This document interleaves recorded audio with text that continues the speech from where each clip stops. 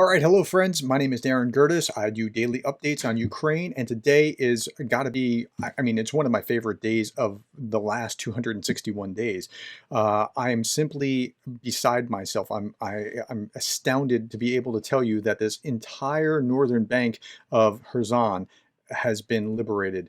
And not everybody is exactly out, but they have entered the city. The Ukrainians have entered the city, and they have taken this land, and it has just been, it's amazing. I do these updates daily. If you are not familiar with me, please subscribe, and I'll be back tomorrow. Okay, let's get started. Yesterday's the Institute for the Study of War talked about this, how Ukrainian forces were steadily advancing in Kherson Oblast. Russian forces are conducting this withdrawal. Nobody's surprised about this, but this is a surprise. The ISW does not assess that the fighting in Ukraine will halt or enter a stalemate due to winter weather. The Ukrainians, I've been saying this for a while, the Ukrainians are going to continue to fight. It doesn't matter if they're bogged down in muddy muddy kind of roads that are going to be hard on traction. It doesn't matter that it's going to be cold and miserable. The Ukrainians are going to keep pressing their advantage, and they have to. Here's why. Ukraine holds the initiative, and it's in the process of securing a major victory in Kherson, which came today. Ceasefire would provide the Kremlin with the pause that it desperately needs, and they're not going to let up, and they're not going to give it to them. By the way, I predicted this just 3 days ago, blew by Christmas. Of course, I shouldn't be in the prediction business because by Christmas is a long span, but I was confident enough 3 days ago to say, you know what? This is going to happen. It's going to happen. It's in the cards, and this was before the official announcement. So, yeah, this is great stuff. What a day. Okay, now why is this so important? This is a picture of the battle map of day 5. So 5 days into it, like the Russians were already moving down here, and they were already taking Kherson city. So this is one of the cities that was like one of the crown jewels of what Russia had claimed early on, and they held it for 250 some odd days. 5 days in, they already held Kherson. Now, let's look at the deep state map. This is really, really interesting. Okay, this is day, and I'm going to move this over a little. Let me move me over just a touch. Okay, here is Kherson. This section, the northern section above it. Now this is 11/11. That's today. Let's look back just a little bit, and you'll start to see, like, look at that movement. Just go back 3 days to 11/9. Look at that movement. As now, again, they're trying to hit them with HIMARS as they're going out, and they're having some success, but they're more than anything else, they're actually taking that land, and that's just, it's incredible. Okay, this is some video of the Russians evacuating, and it's a fairly orderly retreat. It is not like Kharkiv where they like left everything behind and just ran, but they are leaving, and that's what's important. Here's a crouch cheer. This is in the Guardian. Crouch cheer as Ukrainian troops enter Kherson city center with a video. Here's a video that I think was even better. This is you find this in Twitter, and so look at the celebration.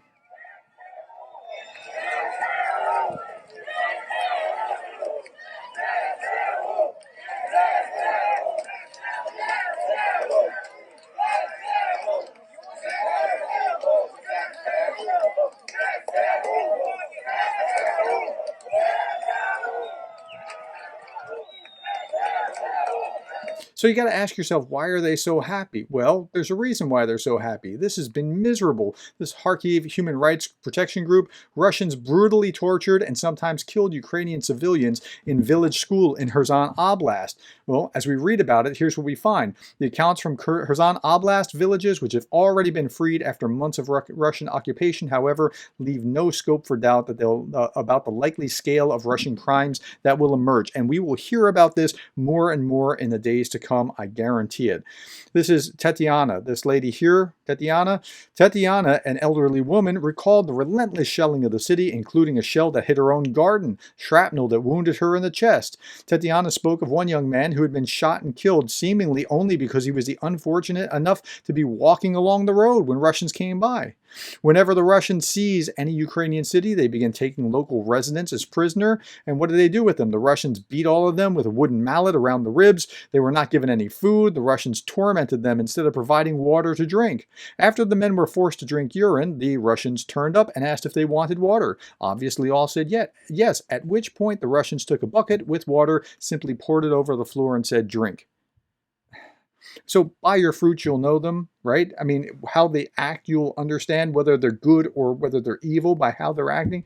And this is evil. This is evil with people who are saying that they are your brothers and that Ukraine, while a fictional place, you're still Russian stock. You're still the same people. And this is how you treat your brothers? No, there's something more evil at work here than that. It's just the fiction of Ukraine as a nation state. The Russians are treating them like. I mean, it's just evil what they're doing. Okay, it's a miracle I'm here. Relief in a liberated village near Kherson. From time to time, the Ukrainian army lobbed missiles at the Russian occupiers.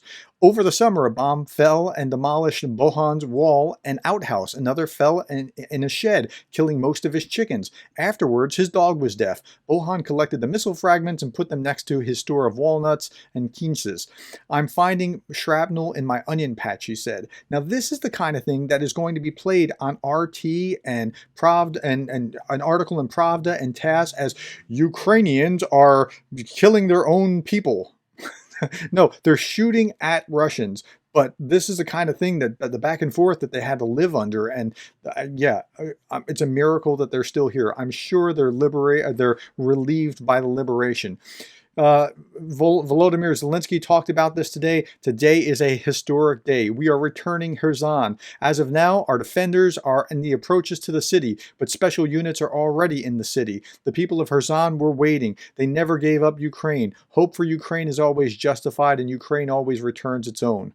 Even when the city is not yet completely cleansed of the enemy's presence, the people of Kherson themselves are already removing Russian symbols from the streets and buildings, and any traces of the occupiers stay in Kherson. It was the same in all other cities liberated by our defenders. It will be the same in those cities that are still waiting for our return. Ukraine will come to all of its people. I think, Zelensky's right. I mean, they just wait. We're coming for you, and that is what. And they've made good on that again and again, and they will continue to make good on that. Okay, so it's only been from early September to now November 11th. I think it was September 9th, where they said this is Russia forever until November 11th, and the city is now returned. And there's a reason why they're this happy. Let's look at just how happy they are, and what they're doing, and how they're reacting.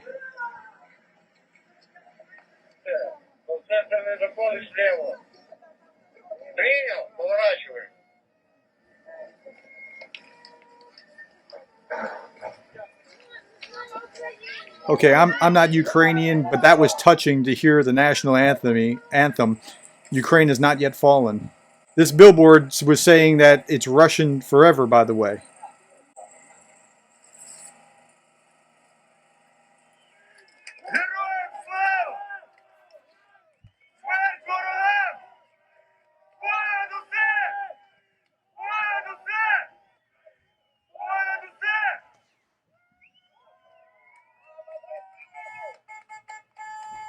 Okay, so you've gotten the idea here. Now let's have fun with Russian state media. So the first article, Russian Defense Ministry issues update on Kherson withdrawal. Redeployment across the Dnipro River was completed on Friday morning, and they said they denied reports that military hardware was abandoned during the process. We'll find that out soon enough. No loss of personnel, weapons, vehicles, or material of Russian forces was allowed. Well, this was a lot better than the Kharkiv withdrawal from the Russian perspective. Now, they talked about how Russia intercepted 28 rockets fired by HIMARS and diverted 5 others with electronic countermeasures, but they didn't say how many got through in the process, and they never do say that kind of thing, but that's what they're reporting to their people. Nevertheless, Russians are scratching their head going, how can this be? Didn't we say that it was all ours? I mean, how? And I did an entire video about that yesterday, so go back and watch that if you haven't, because the Russian people are starting to pick up on this. Russian troops leave Kherson and move to the left bank. As many as 20,000 Russian servicemen and 3,500 units of military equipment have been pulled back from Kherson. The estimates were that there were upwards of 30,000 there, so this has been going on for some time now. And then finally, Kremlin responds to negative views on Kherson troops pullback. Kremlin spokesman Dmitry Peskov responded to negative assessments that a number of experts and analysts give the decision of Russian command to pull back troops from the right bank of the Dnipro River. Listen, there are many different experts. There are experts who say the way you say. There are experts who say otherwise. We would not like to comment on what they say now. The special military operation continues, he says. Then he also added this. The Kherson region is the subject of Russia. This entity has been defined so by law. There are no and cannot be any changes, the presidential press secretary said. Okay, well, it was defined by law as Ukrainian. Then you came and stole it and redefined it by law. So if might makes right, if it's the law of the jungle, well, Ukraine has just given you the law of the jungle and taken it back. So I get it that this was a withdrawal. It was a smart withdrawal for you militarily because you were about to get trounced here and lose a lot of men real quick in a very bad way. But yeah, and they're coming and they're not going to stop. And good for Ukraine. I mean, I'm really glad to see this. Hey, listen, if this is the first time that you're hearing me, I do these daily updates every day. Please subscribe. Thank you, and I will see you tomorrow. Glory to the heroes.